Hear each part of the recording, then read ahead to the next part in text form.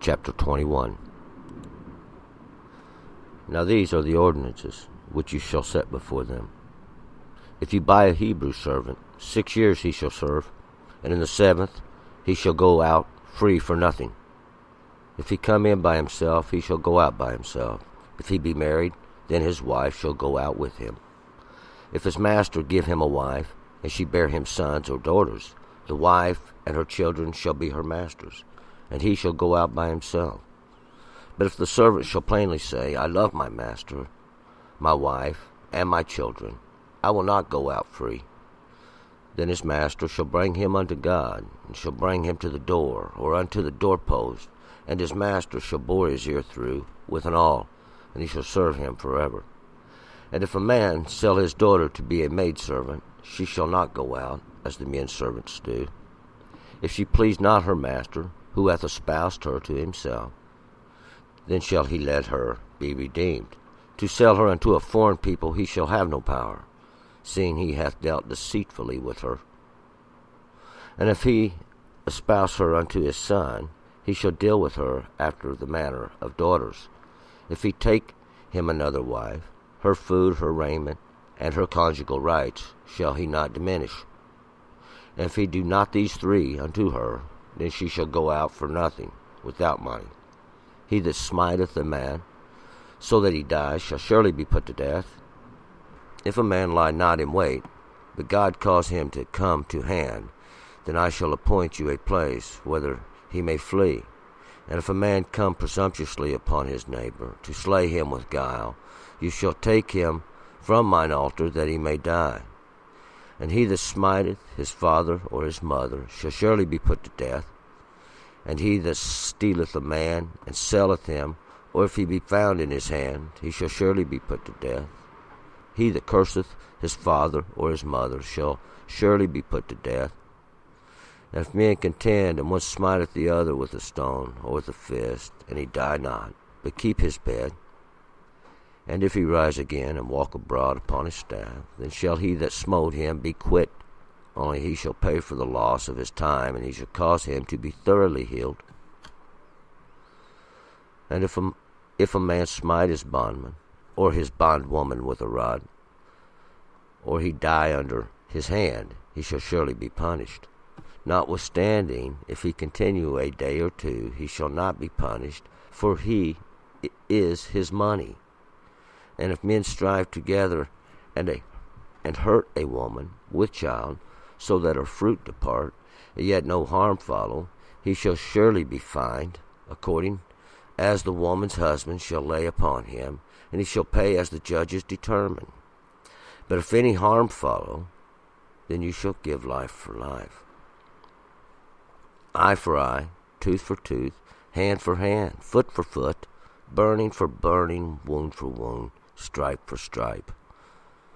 And if a man smite the eye of his bondman, or the eye of his bondwoman, and destroy it, he shall let him go free for his eye's sake. And if he smite out his bondsman's tooth, or his bondwoman's tooth, he shall let him go free for his tooth's sake. And if an ox gore a man, or a woman, that they die, the ox shall be surely stoned, and its flesh shall not be eaten. But the owner of the ox shall be quit. But if the ox was wont to gore in time past, the warning hath been given to its owner, and he hath not kept it in, but it hath killed a man or a woman, the ox shall be stoned, and its owner also shall be put to death. If there be laid on him a ransom, then he shall give for the redemption of his life whatsoever is laid upon him, whether it hath gored a son, or hath gored a daughter, according to this judgment shall it be done unto him. If the ox gore a bondman, or a bondwoman, he shall give unto their master 30 shekels of silver, and the ox shall be stoned. And if a man shall open a pit, or if a man shall dig a pit, and not cover it, and an ox or an ass fall therein, the owner of the pit shall make it good. He shall give money unto the owner of them, and the dead beast shall be his. And if one man's ox hurt another, so that it dies, then they shall sell the live ox, and divide the price of it, and the dead and the dead also they shall divide. Or if it be known that the ox was wont to gore in time past, and the owner hath not kept it in, he shall surely pay ox for ox. Dead beast shall be his own. If a man steal an ox or a sheep, and kill it, or sell it, he shall pay 5 oxen for an ox, and 4 sheep for a sheep. All right, let's go back up to verse 1.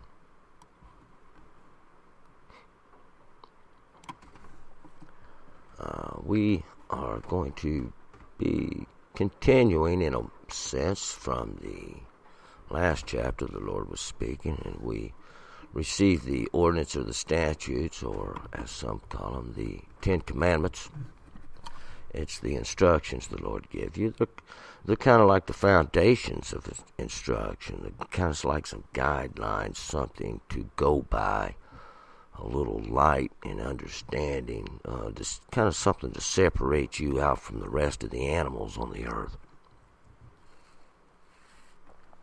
Because we'll find such as that they do. But nonetheless, the Lord never intended for you to be ignorant from the beginning. But some things we find out, people sometimes can be a little gullible.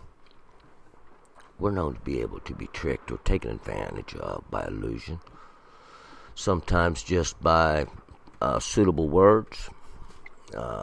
In times past, things have been very difficult, and as we'll see, there was an exodus going on. The children of Israel had left everything they knew behind, and they had journeyed, and they went out on their own. And they would strip themselves and left behind all these, trying to get rid of all these misunderstandings and these things that they've been taught and known, some of them all their life, most of them all their lives.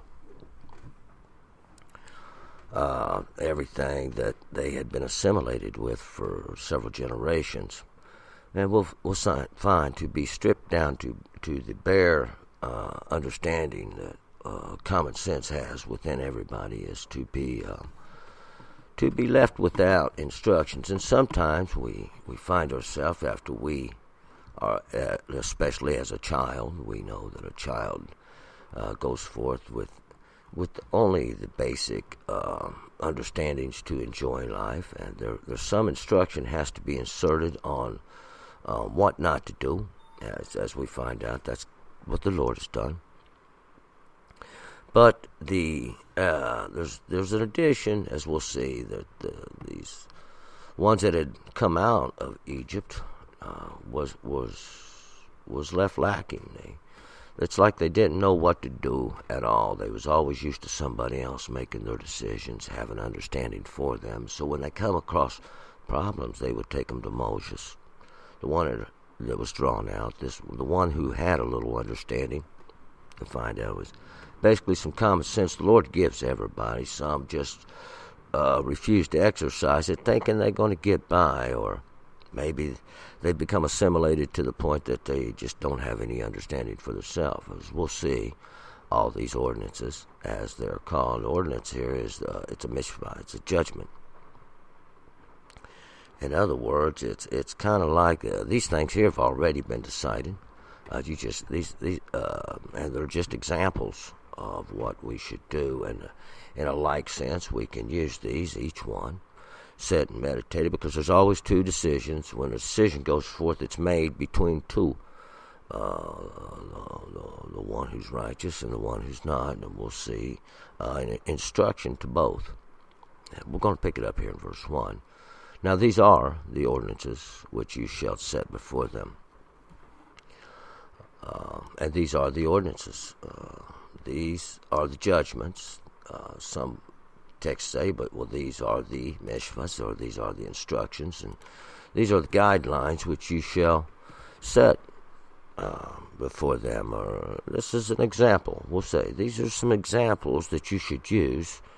And in like manner, you could just about decide most cases if you use these as examples and apply everything in a sense of these. If you buy a Hebrew servant, 6 years he shall serve, and the 7th he shall go out free for nothing. Now, if you buy a Hebrew servant, Okay, well, people shouldn't go around buying people in the first place. But unfortunately, at this time, due to circumstances that we would see from the Exodus, people were left in pretty dire straits. The substance was a problem. There was those that had more. And we'll find to be put in a situation as a servant or a slave, one that's going to be a bondman, in a sense, is not a pleasant situation to be placed in. But we'll find out, now there's rules, there's orders, there's statutes. The Lord says, but along these guidelines you should think. There's a period of time that we all have to serve. And then there's a period of time where we get released. And this we find the Lord commanded a release for the Hebrew servant. That's those that come from beyond. And that's just about anybody. 6 years. Because that's the work of man. We'll find out in a greater understanding. 6 years the Lord caused you to serve, and we'll find out the 7th year is going to be released. That's what he shall serve, just like you. There's one law for everybody, my friends. It's for everybody. The 7th, he shall go out free for nothing. The 7th, why? Because that finishes it. That perfects it. He's set free. That was the idea in the first place. That's what you was when you come from out of Egypt. You were set free. It was for nothing. The Lord did it. He paid the price. He redeemed you. And that's the way it works. 3, if he come in by himself, now, he shall go out by himself. If he be married, then his wife shall go out with him. Now, if he comes by himself, he's a single man. He comes in. He's young. He goes out by himself. No big deal. If he's married, then his wife, she goes with him. That's no big deal. He's got his own understanding, got his own reflection of his understanding. She's beautiful to him. The Lord give her to him. They go out. 4, if his master give him a wife, she bear him sons or daughters, the wife, her children, the wife and her children shall be her masters. He shall go out by himself. Now the master gives him a wife. Now, if the master gives him this understanding, that reflection of his understanding, she bear him sons and daughters. We'll see now this wife, the sons and the children, and her children, these sons and daughters, belong to her master. He gave them to her. We'll see what little twist here in the law. He should go out by himself. He has nothing. He came with nothing. He's going to go out with nothing, just like the law says. He came in by himself. He goes out by himself. See, the wife and her children belong to the master. He needs to have that understanding when he goes in, or it's not binding. See, if the master uses a trickery, not saying nothing, by not revealing the total ramifications of what the contract is, we find out the contract may be null, may be void. Fine. But if the servant shall plainly say, I love my master, my wife, and my children, I will not go out free. But now supposing that the servant, he says plainly, I love my master and my wife, I'm happy with my life. I'm happy with this understanding my master gave me. I'm happy with the children I bore to my master. I'm happy with everything. Everything's beautiful, wonderful. The Lord pleases him. He's pleased. All things are great. He don't want to leave. 6, then his master shall bring him unto God, shall bring him to the door, or unto the doorpost, and his master shall bore his ear through with an awl. He shall serve him forever. Then his master's an agreement. There's an agreement. This agreement is consensual. There's nothing nobody else can do about it. It is between the two. And we'll find out the Lord should be a witness to it. He brings him unto God. That's God here is the Elohim. That's just the powers of creation. It's a witness for itself. He stays. He decides to stay. And we'll find out there's going to be a boring of the ear. He brings him to the door. That's the place where they go in and out of this agreement. Or unto the doorpost. That's that which supports that opening, that they come and go in and out of this agreement. His master shall bore his ear through with an awl. His ear, because it's going to remind him of what he said, and he shall serve him forever. He shall serve him there. We'll find out with his, in times past, this was where the earring kind of came in. That would keep that open, that opening open. And it's in just like a sense of having a wife, but of course we'll find out this is a male servant, and so it's a different situation, you might say. 7. If a man sell his daughter to be a maidservant, she shall not go out as the men servants do. But if a man sell his daughter to sell his understanding, that pleasantness that comes from his understanding, to be a maidservant, to go serve someone else, she shall not go out as the men servants do. No, she can't. She doesn't. It's going to be a little bit different. One reason is it's to share a different portion of your seed, one who can bear. This one has ability. We'll find out the seed's already, the life's already in her. We'll find out it only needs to receive that which the male offers, in a sense. 8. If she please not her master, who hath espoused her to himself, then she shall let her be redeemed.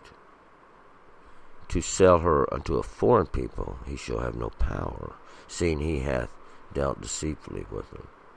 But if she please not her master, let's say that he doesn't no longer pleased, we'll find out there's a little rule here to both.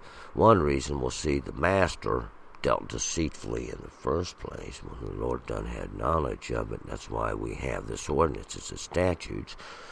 You shouldn't be going around doing this right here in the first place.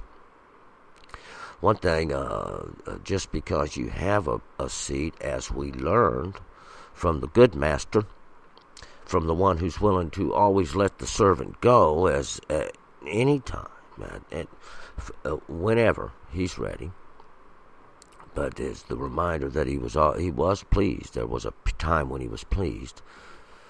Well, here we'll see that we got one who's not as intelligent. One's going to probably have to end up learning a lesson. He shall let her be redeemed. If he's not happy with her, he lets her go back. He sells her back, gives her back. We'll see for the price that he paid. One reason is he's dealt deceitfully, going around taking advantage of the young ladies, taking advantage of all these pleasant understandings that men have, and you might say, but to sell her to a foreign people, to give her to somebody who is foreign, not from there, in a way of disposing, well, you don't have that ability. We'll see that she won't be acceptable. Seeing he hath dealt deceitfully with her, taking advantage of her. 9. And if he espouse her unto his son, he shall deal with her after the manner of daughters. If he espouse her unto his son, if that's the purpose that he has purchased her, and for a wife, or reflection to the understanding of his son, his masculine, he shall deal with her after that manner, just like she's a daughter, or a pleasant, his own understanding or his own pleasantness. Because we'll find out there's a law where a man, the law is that a man and his son cannot go in into the same maiden. 10. If he take him another wife, her food, her raiment, her conjugal rights shall he not diminish.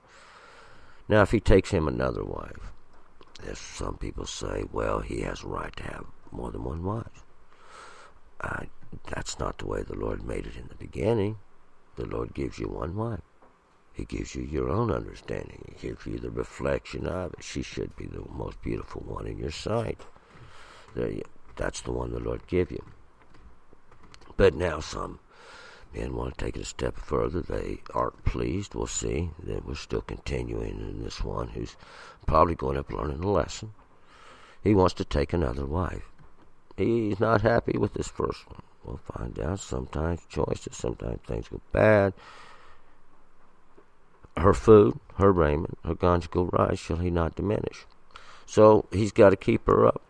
Her food, that's her substance, her raiment, all of her clothes, her conjugal rights. It comes with children. Shall he not diminish these things? We'll find out. There's a law. The law, the Lord commanded in the beginning. He said replenish. And that was the purpose of the beginning. You should have, in reality. Unfortunately, today in society, we'll find out, we get further away. And the further away we get, the less these rules, these laws have meaning to us. 12, he that smites a man so that he dies shall surely be put to death. We're going to change subjects. He that smites a man, the law of murder, the one who smites a man, hits him, strikes him, beats him, so that he dies, kills him. He shall surely be put to death. We'll find out. We don't know why he killed him. He murdered him, in a sense. 13, and if a man lie not in wait, but God cause it to come to hand, then I will appoint you a place whither he may flee. But now see, as we see, there's two sides to everything. That this here's going to be an accident if a man lie not in wait. He ain't waiting. First of all, you shouldn't be waiting or lying in wait to murder somebody anyway. It was the law. The Lord said you shall commit no murder. To lay in wait is just that. To wait for an opportunity to slay. We'll find out, like I said, to slay somebody. There's several different ways to slay or to hold back a living being.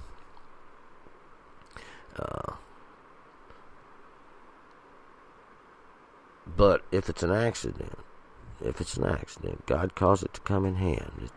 It's just something that happens. Then I will appoint you a place whither he may flee. There's going to be, as we'll see, these cities of the Avenger, the city of the Avenger, where you could go and seek some a stay of execution or justice, you might say. It was not a place of perversion, where there was actually some justice, and we'll see. There was laws to go with that too. There was diligence, searches, and it was a lot to it. If a man become presumptuously upon his neighbor to slay him with guile, 14, you shall take him from mine altar that he may die. But if a man come presumptuously upon his neighbor, though, presumptuously, he knows what he's doing. Everybody should and knows the law, my friends. You know you can't kill nobody. You know you can't go around killing other people, slaying them, taking what they got, or whatever reason you come to do it. It's to slay them with guile, trickery of any kind, deceit.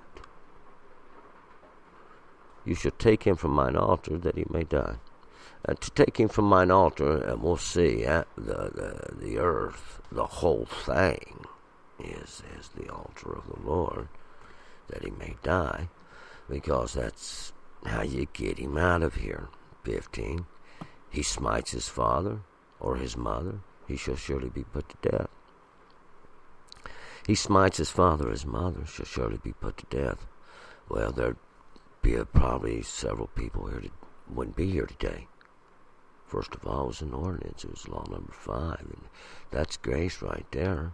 When the Lord told you, that's something you shouldn't be doing. To smite, do you know we could apply the smite just in the understanding of the flesh and have great mercy. This is a great example of where the Lord makes that transition.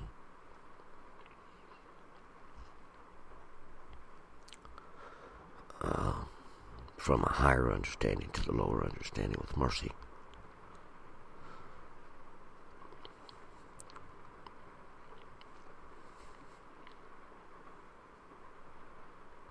(16) He that steals a man and sells him, or if he be found in his hand, he shall surely be put to death. He that steals a man, kidnapping, takes another away, sells him, we'll find out that nobody belongs to you. You got yourself, and you should thank Hashem. You've got that. You came into this world naked, and He gives you everything else that you got on your back right now. You don't have a right to go around stealing other people. Now, to do that, and to sell him off like he's some kind of property, or if he be found in your hand or in your work somewhere, he shall surely be put to death. We'll find out. That's to be dispatched from this place.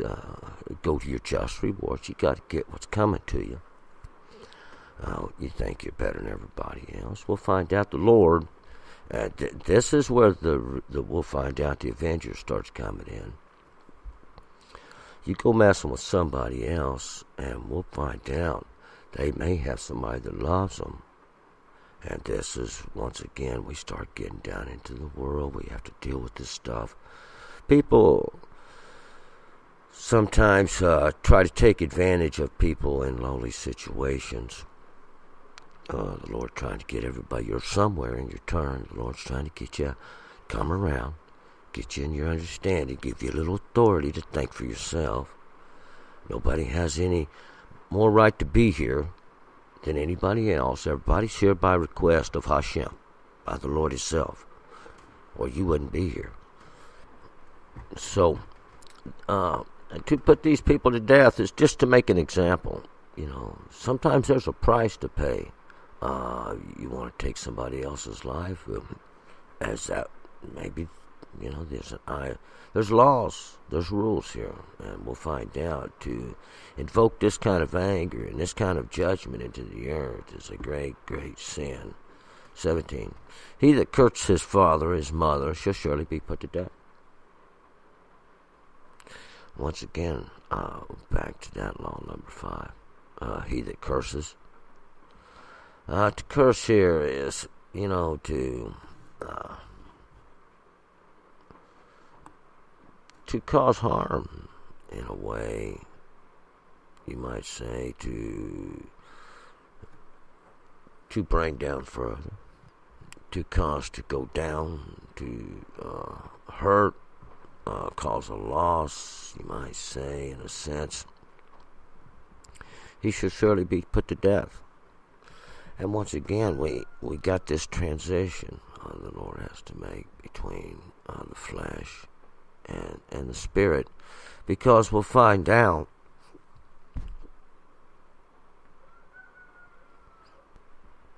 this is where the other death comes in, the death where understanding leaves,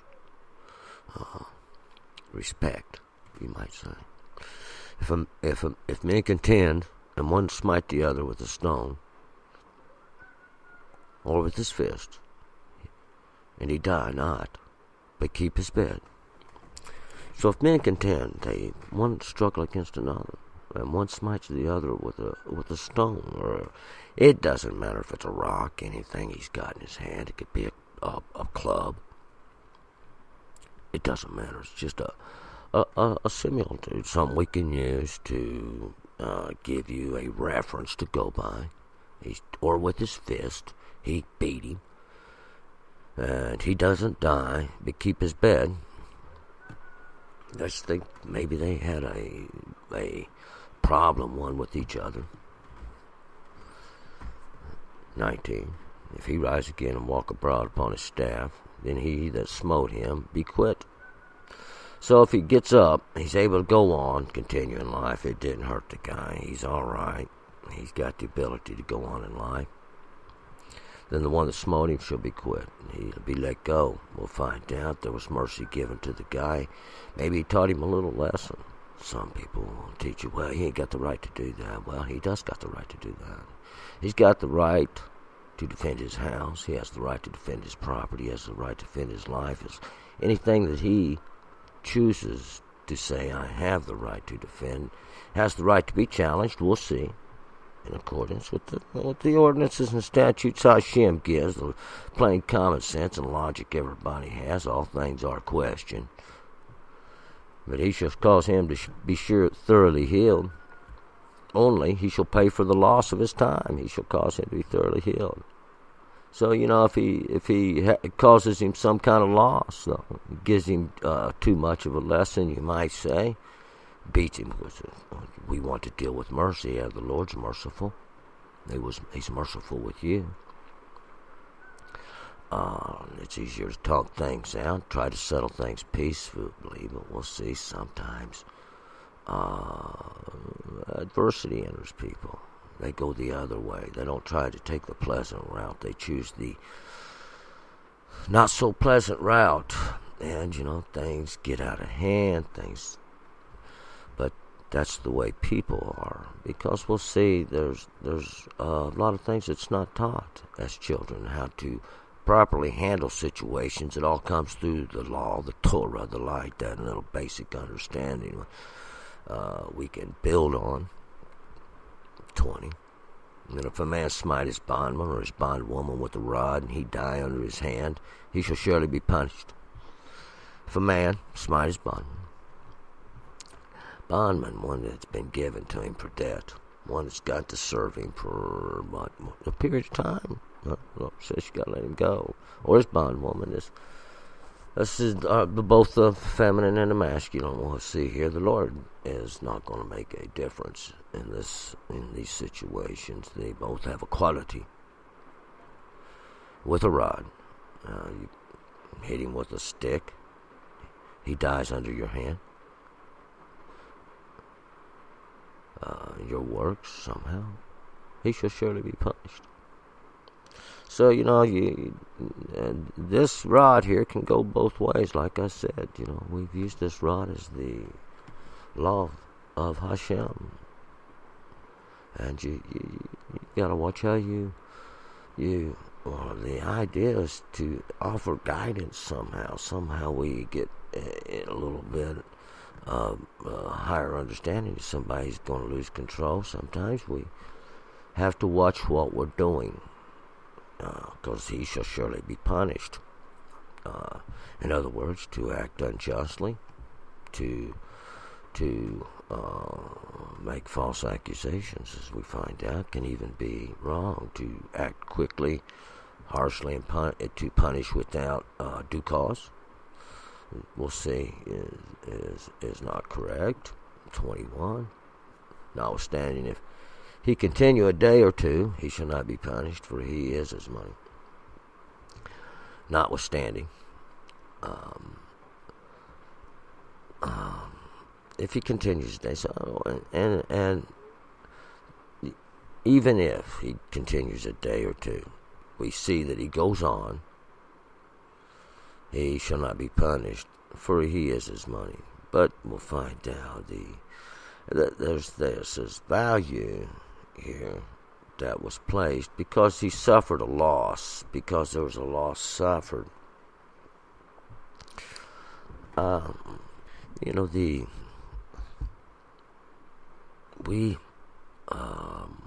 These examples sometimes we'll find out are a minimal.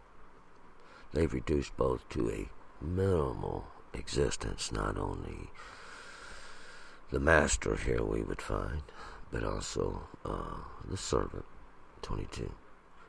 And that's would not be a good thing when both, we find out, are standing at a minimum, 22. And if men strive together hurt a woman with child, so that her fruit depart, and yet no harm follow, he shall surely be fined, according as the woman's husband shall lay upon him, and he shall pay as the judges determine.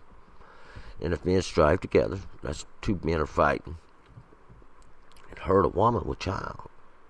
Now, for whatever reason, this could result, as we'll see this, we can already see there was some problems here, and we'll find out these problems that the children of Israel faced coming out of the Exodus. My friends, we'll find out the people face today these same situations, and say I saw a woman with child, she's hurt, at her fruit depart, the child has died, yet no harm follows. The woman didn't suffer any. She was all right. She was able to go ahead and bear children. He shall surely be fined. According to the woman's husband shall be lay upon him. He shall pay as the judges determine. And we'll find out the woman's husband, that was her tender, he shall lay it upon him. He's going to decide what the value was, and whatever that value was, we'll see.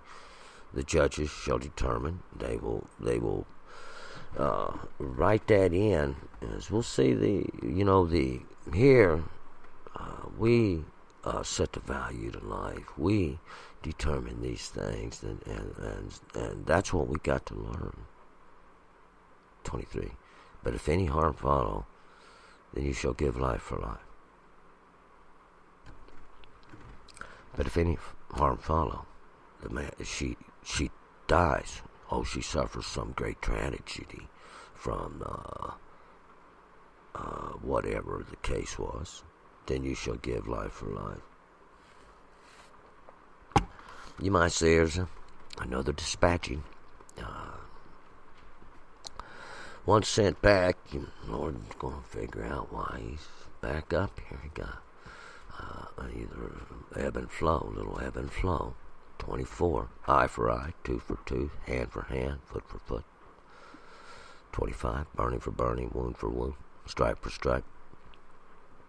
Along these lines, equality, along these lines. This is something the Lord, in a way, the sense He wants you to think of. The equality. 26, and if a man smite the eye of his bondman, or the eye of his bondwoman, and destroy it, he shall let him go free for his eye's sake. If a man smite the eye of his bondman, poke out his eye, for whatever reason, they will find out it's a constant struggle to find understanding among men. They always want contending with another. None of them actually. And we'll see. It's all great confusion. The ebb and flow. It's the inner desire to either follow the law of Hashem or to listen to your common sense, or to require these courts of men where these things have to be settled. And we'll find out. You'll never get justice among men. It's better to seek it for yourself from the Lord. But with the eye, back to the eye of this bondman, this one who's serving you for debt, we'll find out if, or the eye of his bondwoman. There's no distinction here. There's equality. The Lord said, destroy it. You poke his eye out. You shall let him go free for his eye's sake. He's paid you everything he owes you. He's paid you everything he owes you. Why? You poked his eye out. What do you want him to serve his debt off? See, there's no equality. 27. If he smite out his bondwoman's tooth, or his bondwoman, or if he smite out his bondman's tooth, or his bondwoman's tooth, he shall let him go free for his tooth's sake. For a tooth. You thought the eye wasn't worth it? How about a tooth? See, just a little tooth. You can't take away something that can't be replaced from somebody else. You got to watch your exactions. This lesson is to both. See, the bondman, the bondwoman, they get lucky. They paid back the debt. Cost them a tooth. Well, they can still chew just fine, but we'll find out. You can't put the tooth back in. Of course, today, they say, yeah, we can. We got the dental and all this and this. But the rest of there's restitution. You still got to let him go. He's paid his debts. You know, there's a fairness in life. These are common sense laws. This is just an example. There's other things you could do. You know, a fingernail. 28. If an ox gore a man or a woman that they die, the ox shall surely be stoned. Flesh shall not be eaten, but the owner of the ox shall be quit. If an ox gore a man or a woman. We don't have a lot of this going on today. Of course, today's we got tractors. Somebody's tractor gets out and runs over somebody. You know, same thing, same idea, same laws, we apply the same understanding. We don't just have to limit this to the ox. Gores a man or a woman. There's damage done. Somebody's been hurt. They die. Somebody's been killed. The ox will surely be stoned. Of course, the ox here was a living animal. We'll see. It wasn't a tractor just sits there with the key shut off. There's somebody in it. It's got somebody in it that's not acting responsibly. Its flesh shall not be eaten. Its flesh. Well, we'll find out. For the ox, he was pummeled with rocks. He would have bruises all over him. There would be a common sense reason for this and that. He's defiled as far as the understanding goes because of the damage it's done. But the owner of the ox shall be quit. So you got rid of the ox. You got rid of what was causing the problem. And the owner of the ox is let go. He's not going to suffer from it. We'll find out. 29. But if the ox was wont to gore in time past, the warning has been given to its owner. He has not kept it in, but it kills a man or a woman, the ox shall be stoned. Its owner also shall be put to death. But if the ox was wont to gore in time past, if he's known to do this before, if you've had trouble with the ox before, ox is something that was used in those periods of time to do labor, to pull, to carry, to some people even rode them. They was like any other animal. They get out, they tear things up. Sometimes you've had problem with it in the past. You have to look at things in a common sense way. If it's done it before, and you've given its owner warnings, you've told him about this ox, and he hasn't kept it in, we'll find out. There's the statutes. You've got to maintain, keep under control anything you have. But it killed a man or a woman. Now it's got out and it's killed somebody. It used to get out and tear stuff up. Now it's got out and killed somebody. The ox shall be stoned. Its owner shall be put to death. Because he knew, it's just sooner or later, he already knew. He acted with knowledge. He'd done something and knew, even if there was a chance, the ox should have been stoned. He should have got rid of it. That which could have caused the damage in the first place. 30. If there be laid on him a ransom, then he shall give for the redemption of his life whatsoever laid upon him. But if there be laid upon him a ransom, somebody says, if he pays this, we'll let him go. Then he shall give for redemption of his life whatsoever is laid upon him. Then he'll pay that to redeem his life. We'll see somebody acted with great mercy. Somebody was merciful. Somebody had great compassion. And there's no price you can pay that would be too great. 31. For that. And sometimes we should think about that. What would you do to pay for the life that you have? 31. Whether if he had gored a son or had gored a daughter, according to this judgment shall it be done unto him. whether he's gored his son, a masculine, and one that goes forth with that judgment, you could say, or have gored a daughter, even that pleasantness, this feminine, according to this judgment. It doesn't matter. Equality, equality, equality. According to this judgment, shall it be done unto him. Well, we'll find out. The Lord's not placing a value over the masculine more than the feminine, giving them equality. Equality. 32. If the ox gore a bondman or a bondwoman, he shall give unto their master 30 shekels of silver. The ox shall be stoned. If the ox gore a bondwoman or a bondwoman, a bondman or a bondwoman, equality once again, he shall give them their master 30 shekels of silver.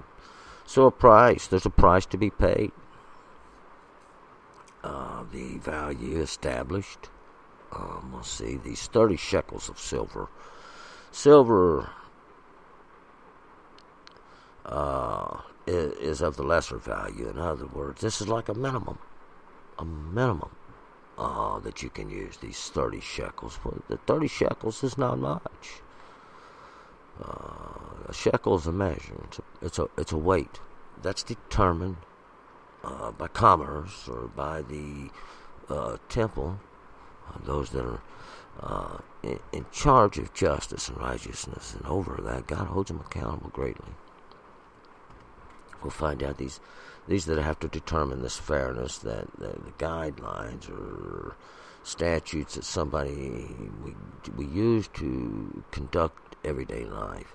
30, we'll find out. 30 it's because that's what it was dedicated for. 3/10, it completes the law and it gives it a little bit of strength, because the Lord gives that understanding, and we'll find out. Sometimes, though, it kind of gets a little bit distorted. But this would amount to about 30 in American terms, $30. Like having 30 silver dollars. The ox shall be stoned. So, that's the minimum. 33. If a man shall open a pit, or if a man shall dig a pit and not cover it, and an ox or an ass fall therein. If a man shall open a pit, dig a hole, set a trap, whatever, you digging a well maybe. Or if a man shall dig and it could be trying to bury some trash. They dug pits and holes for all kinds of reasons, hide things, whatever. Not covered up. They found him in that state of preparation, maybe. An ox or an ass fall there, and somebody suffers some damage because of it. They lose something. An ox or an ass, that's the one who does their work, carries their burdens, so they don't have to. They suffer some loss. 34. The owner of the pit shall make it good. He shall give money unto the owner of them, and the dead beast shall be his. So he has to restore it, and he has to take the loss. He has to take the loss, no matter what it is. We're using the ox and the ass here as a very good example. But that dead beast shall be his. He gets down. He takes the loss. 35. And if one man's ox hurt another, so that it dies, then they shall sell the live ox and divide the price of it, and the dead also they shall divide. So if a man's ox hurts another, so that he dies, and we'll see here now is this. Maybe they wrestled together, for whatever reason. Then they shall sell the live ox. The one that's alive, they shall sell it. He takes the loss. And the dead also they shall divide. He takes the loss. They both share the loss, we might say, because that's kind of what happens.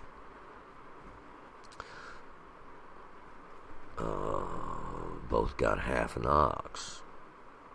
Half a living, half a dead ox, and wound up with half an ox each, plus they equal once again. 36. Or if it be known that the ox was wont to gore in time past. and its owner has not kept it in, he shall surely pay ox for ox, and the dead beast shall be his own. See, and that's the fairness there, to show you equality, equality, equality.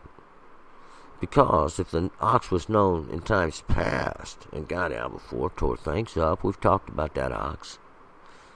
He's the troublemaker. He tears things up, he gets out, he not kept. His owner is not kept him. He shall surely pay ox for ox. He's going to do that what's right. He's going to give the ox for the ox. Not that ox. No, not that ox. That ox is going to be destroyed. He's going to give him a good ox. But the dead beast shall be his own. He's going to take the loss. 37. If a man steal an ox or a sheep, kill it or sell it, he shall pay 5 oxen for an ox, 4 sheep for a sheep. If a man steal an ox, again, start getting into the laws of stealing now. And the degradations of society, which brings a man to do such things, because the man in his common sense knows the Lord told him, you shall not steal. So there's 2 ways we have to look at the law. And there's a price to be paid. The man steals an ox or a sheep. He kills it, sells it for substance. He sells the meat. He's doing it for gain sometimes. There's 2 different kinds. He shall pay 5 oxen for an ox. We're going to have to have a little grace. Here, we're going to learn there's some grace to go with the thief. We'll find out, because there's problems in society. These degradations, we find out. And we'll find out if we teach the law, keep the law, we get some understanding.